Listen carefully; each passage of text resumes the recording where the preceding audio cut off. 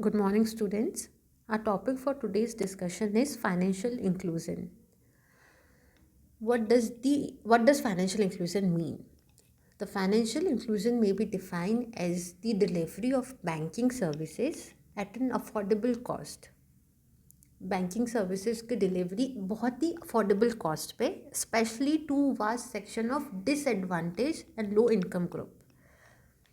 Basically financial inclusion से हम समझते हैं कि बैंकिंग सर्विसेज प्रोवाइड करना अफोर्डेबल कॉस्ट पे किसको, जो भी डिसएडवांटेज या लो इनकम ग्रुप लोग हैं उनको. In other words, it is a process of ensuring access to financial services and timely and adequate credit where needed by vulnerable groups such as weaker section and low income group at an affordable cost. So, by this, we can define financial inclusion as a process of ensuring access to financial services and timely and adequate credit where needed by vulnerable groups. In a diverse country like India, financial inclusion is a critical part of development process. Since independence, the combined effect of successive government, regulatory institutions, civil society have helped in increasing the financial inclusion net in the country. The state of financial inclusion has improved considerably over a period of time. However, financial inclusion haven't reached the poorest of the poor, and there exist many bottlenecks and challenges which need immediate attention. Thus, there exists both a greater need and the potential to tap into unbanked population and bring them into financial net. Now, let's talk about the constraint to financial inclusion. What are the limitations? Why is financial inclusion not possible? What are the challenges? So, the three big challenges are high cost, lack of robust technology, and lack of awareness. अगर हम challenges की बात करें financial inclusion की बात पे, तो majorly तीन चैलेंजेस है. हाई कॉस्ट, टेक्नोलॉजी भी एक बहुत बड़ा बैरियर है, और lack of awareness. The banks are faced with high operating costs in extending the financial services to remote areas. High maintenance cost to this account as well as small ticket size of the transaction is also adding to the problem. According to World's Bank Global Financial Inclusion Survey 2012, only 35% of adults in India had access to formal bank account and only 8% borrowed from institutional and formal sources. As per Census 2011, only 58.7% of households are availing banking services in the country. However, as compared with the previous census 2001, availing of banking services increased significantly, largely on account of increase in banking services in rural area. At present, only 5% of India's 6 lakh village have bank branches. There are 296 underbanked districts in state with below per banking services.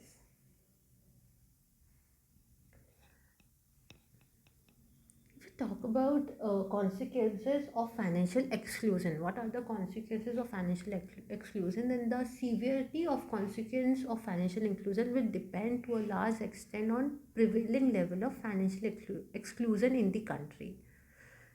The more a country is financialized, the more people who have no access to financial product face difficulties and will suffer from important financial, economical, and social consequences. Accepting a job can be more difficult if there is a widespread financial exclusion, as most employers insist on paying wages electronically into an account. Getting access to other financial products may depend on being able to pay by direct debit, or not having a bank account also reduces credit sources. So this is why financial inclusion is very important.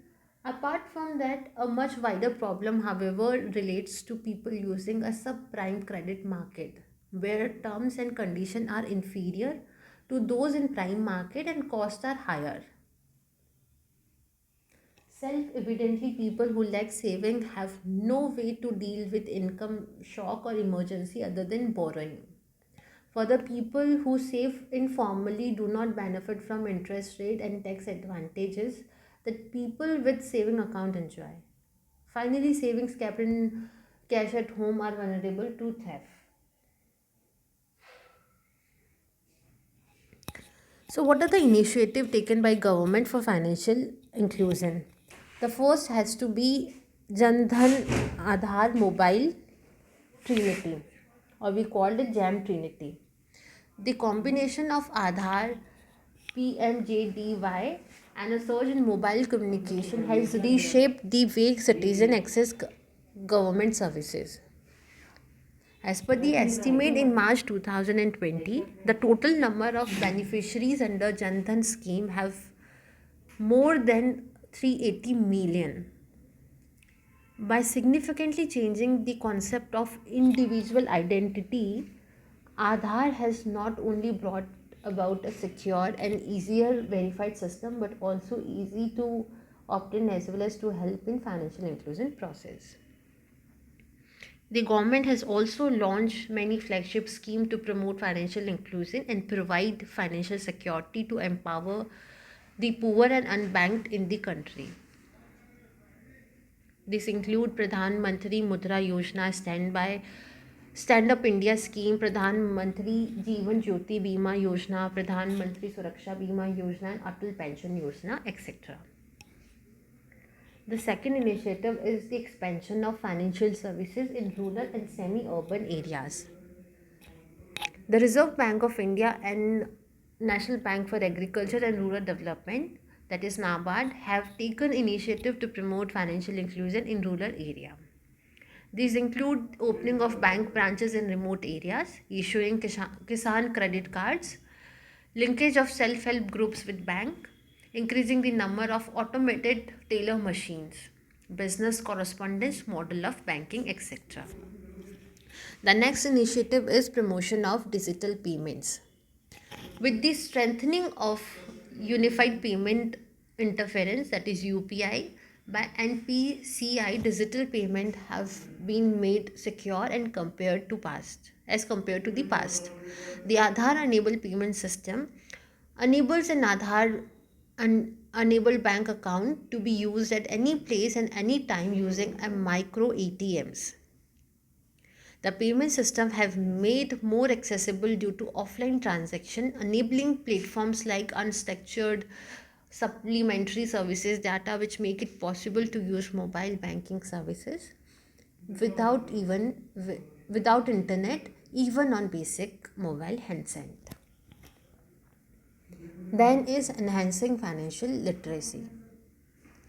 The RBI has undertaken a project titled Project Financial Literacy. The objective of the project is to disseminate information regarding the central bank and general banking concept to various target groups, including schools and colleges, college-going children, women, rural and urban poor, defense personnel, and senior citizens. Pocket money is Securities and Exchange Board of India and National Institute of Security Market flagship program aim at increasing financial literacy among school students. So this is basically a program for school students, which this program is under Security and Exchange Board of India and National Institute of Security Market. The objective is to help school student understand the value of money and importance of saving, investing in financial planning.